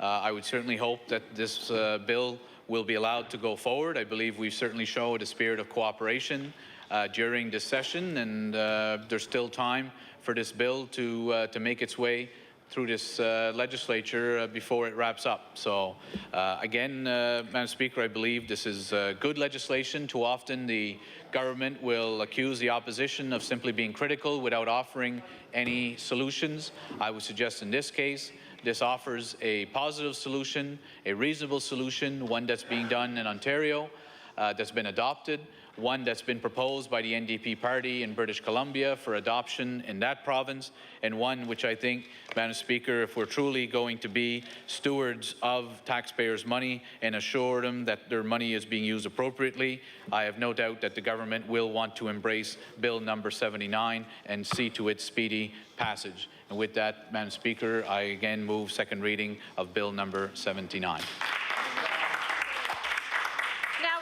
The honourable member for Hammonds Plains, Upper Sackville. Thank you very much, Madam Speaker. I have some things that I'm just going to table now, so I don't have to do it throughout the speech. But one of the things I do want to mention, Madam Speaker, and a few notes just as I was listening to the honourable member from Richmond, one in particular around being good stewards of the taxpayers' dollars. This government is the government that no longer uses March Madness as a way to spend things, Madam Speaker. In 1 year, in fact, when the Conservatives were in power, anywhere between $350,000 and $400,000 of unbudgeted spending, Madam Speaker, and 300 million, yeah, 300 to 400 million dollars in unbudgeted spending, Madam Speaker, and that's the record of this government, contrasting the former Conservative government. So, Madam Speaker, the other thing I wanted to mention was talk about the cost of things. Yesterday, we were in the House, and the Liberal Party called every single one of the bills that they introduced into this chamber, and quick math, if you look at some of the things, Madam Speaker, it's an automatic spending of $134 million. $134 million. And so if you look at the programming costs that they would introduce, begs the question of how do they pay for it? That's the real question, Madam Speaker. When it comes to government advertising, Madam Speaker, I think it's important for all Nova Scotians to understand exactly what Communications Nova Scotia's mandate is, and really why I believe it was in the 90s, in fact, that Communications Nova Scotia was created under this sort of mandate. And it's to help Nova Scotians understand, Madam Speaker, that what their government is doing for them in their communities and where they grew up. It's our job as a government to ensure Nova Scotians know those sorts of things, know about the health care that's provided to them and their family, know about the opportunities when it comes to economic development, opportunities that they should know about when it comes to their child's education, programs that they should know about when it comes to home heating, and the list goes on and on, Madam Speaker. So just for all members' information and also those folks watching at home, that the Communications Nova Scotia is a nonpartisan branch of government, Madam Speaker. There's 107 full-time equivalents, Madam Speaker, and that number has not changed since 2008, Madam Speaker. In fact, sorry, that's not true. There's actually 10 less than in 2008, Madam Speaker, 10 less staff. So that really also talks about our government's commitment to reducing the civil service over 4 years by 10%. That is the reality of which Communications Nova Scotia. And what I find ironic, Madam Speaker, is that the party opposite, the Liberal Party, talks about protocol and communication standards and all the rest of it around political advertising. And it was, in fact, Madam Speaker, the same policies and protocols that this government is using and the previous two Conservative governments have used is the exact same policy that was in place when the Liberals were in power, Madam Speaker. It was the Liberal Party that created that, Madam Speaker. So that's the reality of which, and anybody out there who is interested in finding that is certainly being able to be found on a government website. Maybe we should do an ad about it so that people know the policy and the procedures around it. And it's under the Communications Policy Protocol and Management Manual 300. So that policy is laid out. It's for the public record. And I would encourage all Nova Scotians, if they have the opportunity, to go and look at it. But the question I have, Madam Speaker, around advertising and the like. So one of the particulars around economic development. One of the ones is around economic development and the quite amazing opportunities that, as Nova Scotians, we have before us. And that, in particular, is around the shipbuilding contract. And so there is a commercial airing talking about encouraging Nova Scotians to go to one spot, one website, so that they can learn about the things that their government is offering them, so that they can be a part of this historic employment opportunity, this historic economic development opportunity. So it says in the commercial at the end, I believe it says www.novascotia.ca/jobs here. So it's on here, Madam Speaker, and so I Googled it, or I went to that website, Madam Speaker. And so what it does, Madam Speaker, is it breaks down the sorts of programs and opportunities that Nova Scotians can find on the website. It talks about the Productivity Investment Program and how they can be a part of it, and how their businesses, so far, Madam Speaker, over 400 businesses have been involved in the Productivity Investment Program. It also talks about where people can go and learn more about how our forestry, Madam Speaker, can be a part of our economy. No longer will the forestry be seen as a dying industry that I know the member from Cape Breton South has said so many times in this House. So, Madam Speaker, this is what the information that is being provided to Nova Scotians will do for them. So if they go to novascotia.ca/jobs here, that's what they will find. They will also find, Madam Speaker, the ability for young people to find careers in Nova Scotia, careers.novascotia.ca. Check out job profiles, job searches, training opportunities. We can also ask small businesses to be able to go to the HR toolkit, skills online, welcoming workplaces, Madam Speaker. We also have people can learn about the Jobs Here strategy and how many of the local economic development agencies and businesses across the province have been asking, finally, government with a plan for economic development called Jobs Here. A plan that will grow our economy, Madam Speaker. That is exactly where Nova Scotians can go to find out our government's plan for the economy. Another opportunity that Nova Scotians can go and find when you go to novascotia.ca/jobs here is when you go to you can actually download the Better Business plan that will actually reduce red tape by 20% over the next 3 years. I believe all members in this House would recommend that. Madam Speaker, it also talks about our workforce strategy, recognizing that we do have issues with our workforce, Madam Speaker. We do have issues with our aging population. That is the reality of where we are, Madam Speaker, and there should be a plan to address that. So Nova Scotians can know that when they go to novascotia.ca/jobs here, that they can go and find that their government has a plan for that. Why would that not be a good thing, Madam Speaker? I find it ironic, though, Madam Speaker, that the member from Richmond talks about advertising during a hockey game.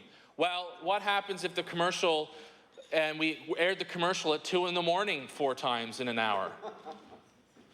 Madam Speaker, then we'd be criticized for that.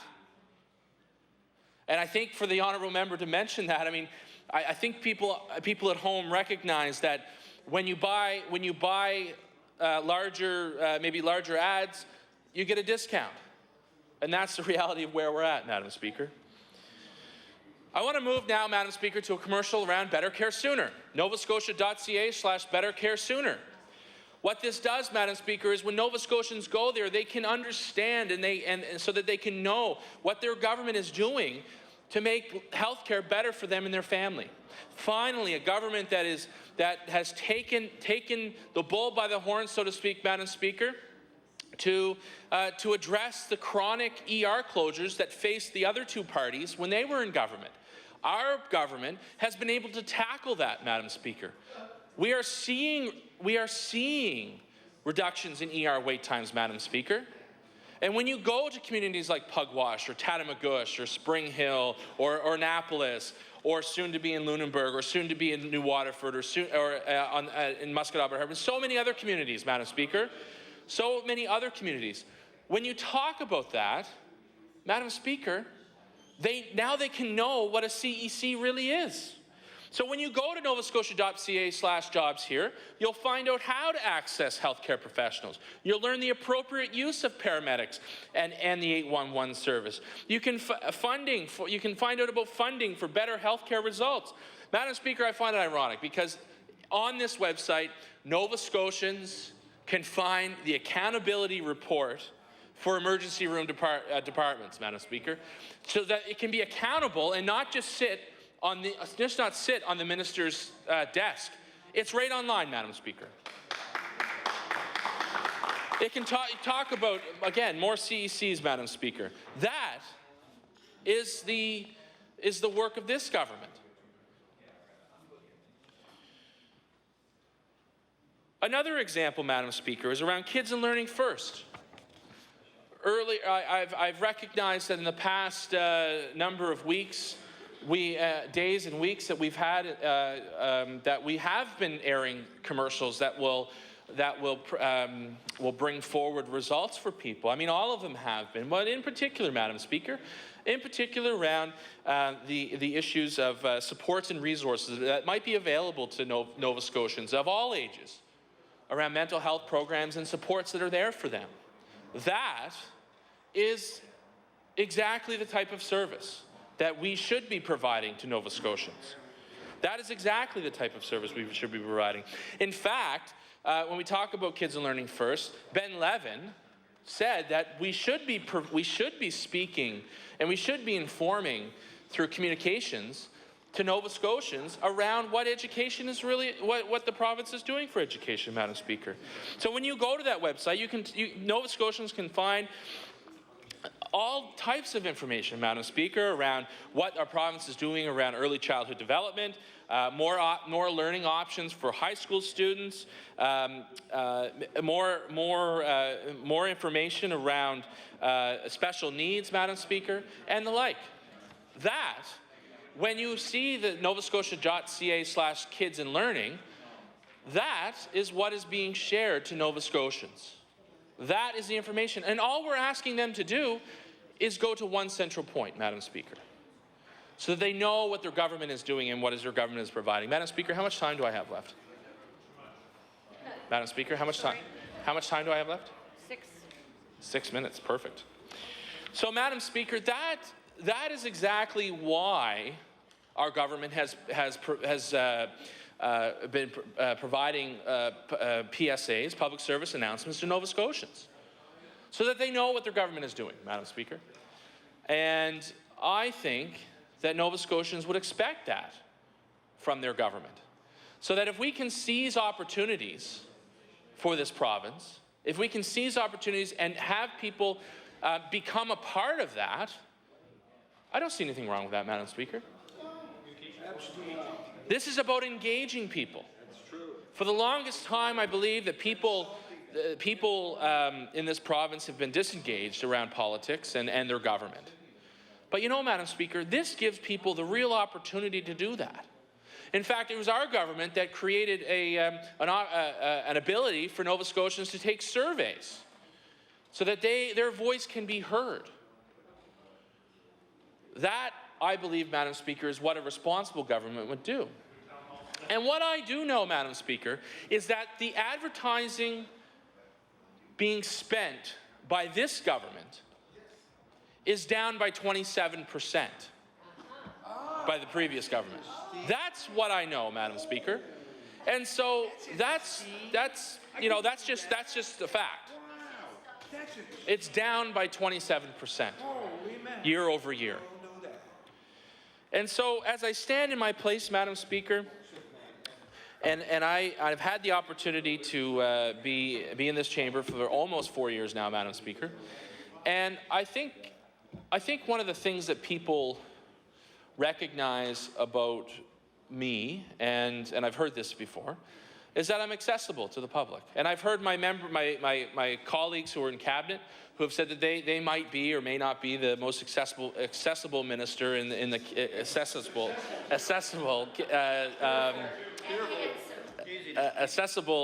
minister in the cabinet.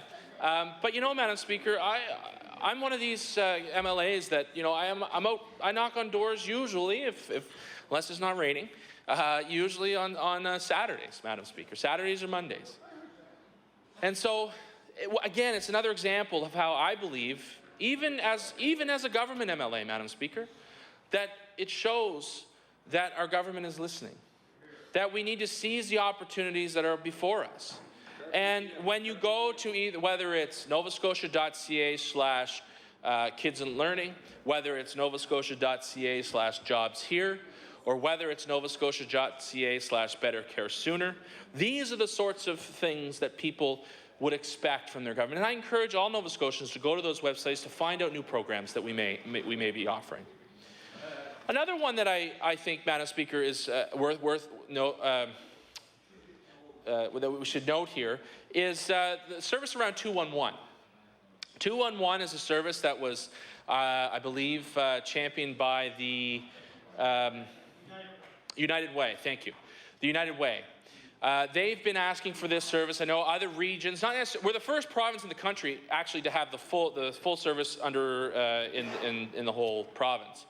There are other regions across the country who have 211 in maybe their municipality or northern area of a certain province. But we are the first to have it province-wide. And so, Madam Speaker, what 211 does, and I know there's some ads around 211, what this will do is, I believe it's almost over 3,000 government services and programs will be able to be funneled through 211, so that people will be able to have the ability to access those services, Madam Speaker.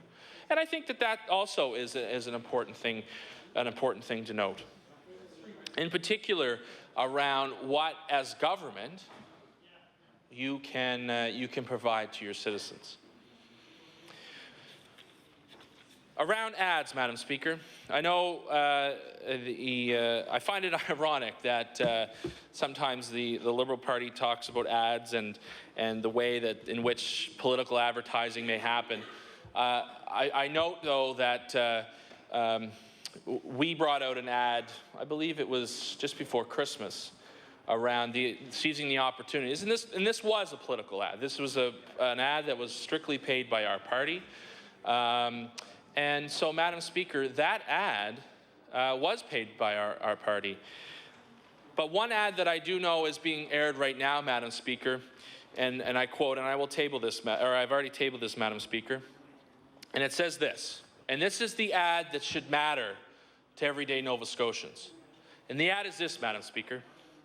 We don't know much about the Liberal Party, but what we do know is that they want to rely on Hydro-Quebec for our power, instead of an affordable, secure, made in Atlantic Canada solution.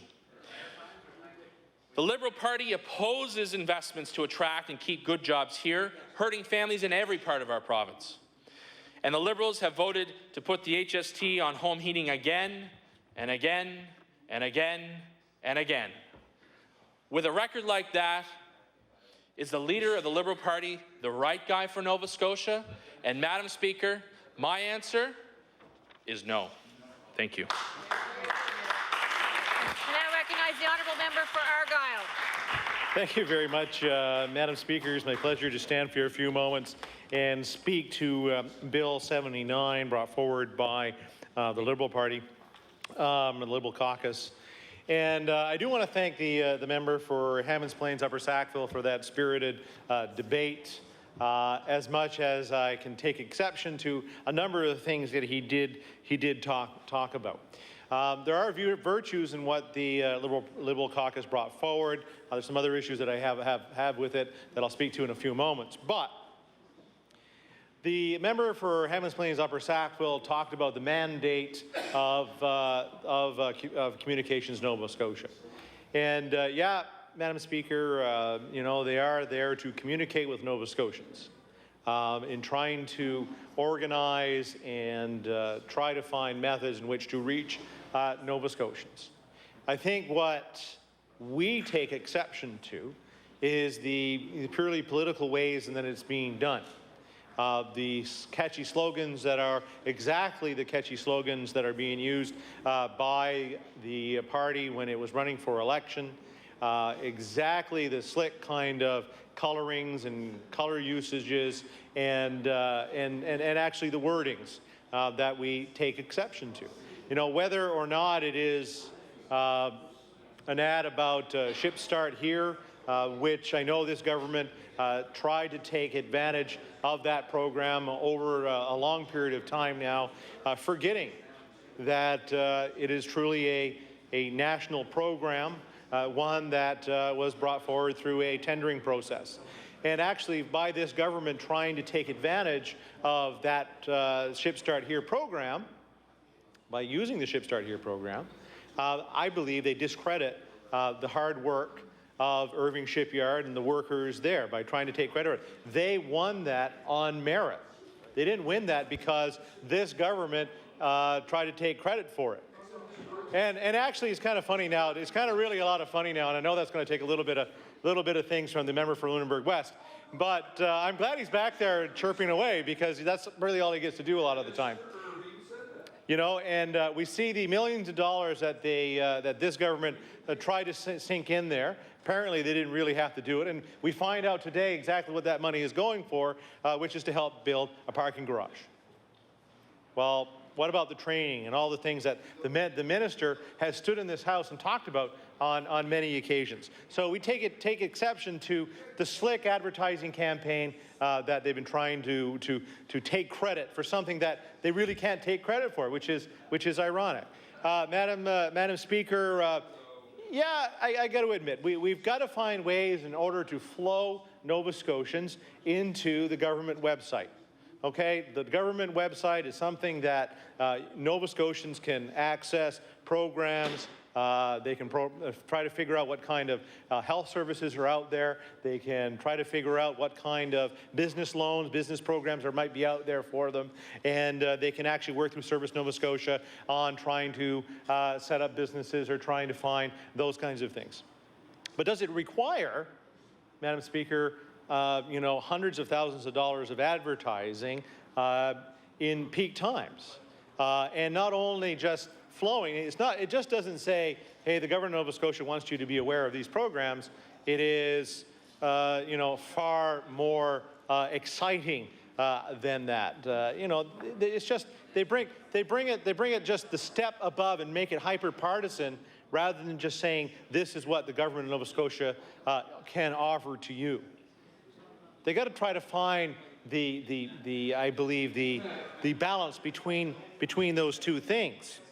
You know, if they're looking for suggestions for advertising, then why don't they do this? Since they're so friendly with Tim Hortons, well, why don't they put on the cups? You know, novascotia.com or something like that, novascotia.ca/healthcare. That would be maybe a good opportunity to get the message out and flow them down through to the website. Or maybe put it on power bill, since they're such good friends with Nova Scotia Power in Emera. They could put it right there on the bill, novascotia.ca/power bills, or whatever they want to do, because it would be a good use of something that they're already paying millions and millions of dollars for as they cozy up to businesses like that. Now, that's enough about them, because quite honestly, I think they've got it wrong. We've said they have had it wrong, and they continue to spend tons of money on it, and I think it's been unfair to the taxpayer to see that kind of political advertising going on by Communications Nova Scotia, which is, of course, there for them. Now, the idea of having a bill that brings transparency to government advertising and deals with the question that who should pay for ads that are partisan is very timely. That's because the Liberals themselves have had some recent experience paying for ads that have been called the first negative ads of the impending election campaign. The problem is, Madam Speaker, that the Liberals were able to afford them because they borrowed money and because they drew down $1.2 million from their tainted trust fund in the first 3 years under this current leader's leadership. And just before the money was pried from their clutching hands, Madam Speaker, the Liberals were able to pay for them because their finance still shows signs of being stronger than they should be. That's because they're able to use that $1.2 million for their operations, which means that they didn't have to spend an equal amount of legitimately raised money and could save it. And where did that trust fund money come from that the current leadership burned through? Well, nobody knows. Nobody could figure it out. It was never established about where it came from. They say it was looked at by an auditor, but the truth is there was no audit done, and the source of the money hasn't been established. if, and I say if, the example that trust money was from the illegal practice of toll gating, Madam Speaker, which clearly stained the other Liberal trust funds of the era, it means that taxpayers did pay for something. And that's because the idea of toll gating was to get a kickback on liquor sales. So we have a Liberal leadership that chose to draw down huge sums of money, not knowing where it came from. And who else would do that, Madam Speaker? Who else would look the other way?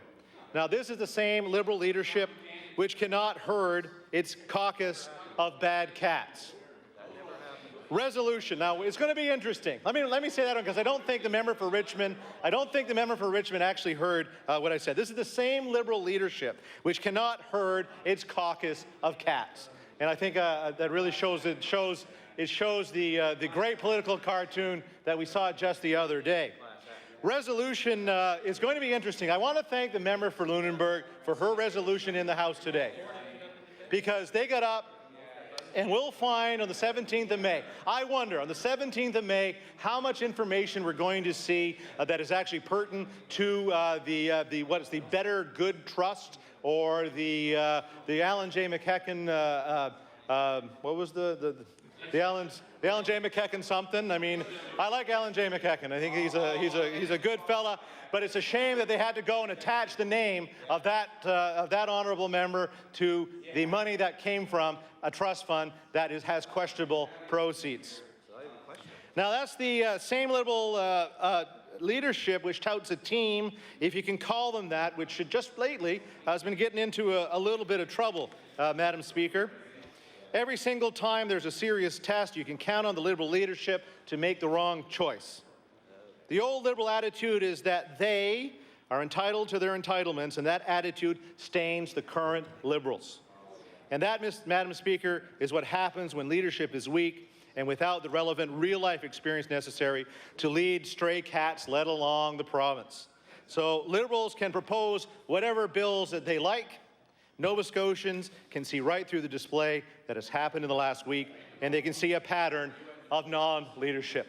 Madam Speaker, I thank the opportunity to speak in this House of Assembly about this particular bill, which, Madam Speaker, really doesn't stand up because they don't have anything to offer. Thank you very much, Madam Speaker. I now recognize the honourable member for Dartmouth East. Well, thank you, Madam Speaker. Ended up a little bit earlier than I anticipated. It's funny listening to the member for Argyle talk about lack of leadership when we have the leader of the third party having $300,000 in payments from the federal government because and then we have him leading, and then we. Jamie, why don't you sit down and listen to this? Why are you running away now? Then we have. Order. Order.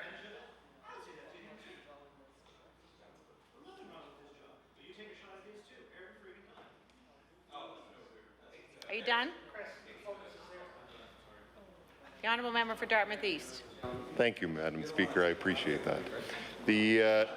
And Madam Speaker, and then the fact that, we want to talk about the fact is that every time a member, whether it's from the third party or the government, makes comments like that, they insult the fact that any Nova Scotian is fit to serve in this legislature. Any Nova Scotian from any walk of life is fit to serve in this legislature. And for any member to stand in this House and suggest that somebody, by virtue of running a small business, being a tradesperson, being a farmer, being a fisherman, whatever, is not suited, being a mother, being a stay-at-home mother, being a student, being a social worker, shouldn't be here. Like the member for Cape Breton South, who was a social worker for many years, it shouldn't be in this, shouldn't sit in this legislature. That's shameful. And we've heard that from the government benches this session, and we've heard that from the third party this session. So, Madam Speaker, the reality is, that the member from Lunenburg wants to check what's Hansard. He actually should read Hansard and check and see, because the only comment negatively about social workers was from that party aimed at the member for Cape Breton South. And it's the only one recorded in Hansard, and I challenge him to go and check that. Madam Speaker, the member should check Hansard and listen to the video, which I've done, and the claims they made about what he said are not at all what he said, and you can hear it very, in fact, we posted the video online to show that, and it's very clear, Madam Speaker. The fact that they try to misrepresent that sort of thing, again, is the same as everything else. Madam Speaker, and Madam Speaker, that very well points to why this bill is necessary, because we have a government that misrepresents the facts, including in their advertising. Order, please. Order. The Honourable Minister of Finance. Thank you very much, Madam Speaker. On a point of order. On a point of order. Madam Speaker, I rise on a point of order. The honourable member knows full well that not everything that's said in this chamber is recorded on the Hansard. And it was very much the case that in this chamber, the Leader of the Official Opposition made comments to me about my ability to be Finance Minister as a social worker. Madam Speaker, I heard those comments. I challenged those comments. Because they're not recorded on the Hansard does not mean that they were not made, because they were, Madam Speaker. That's not a point of order. Recognize the honourable member for Dartmouth East.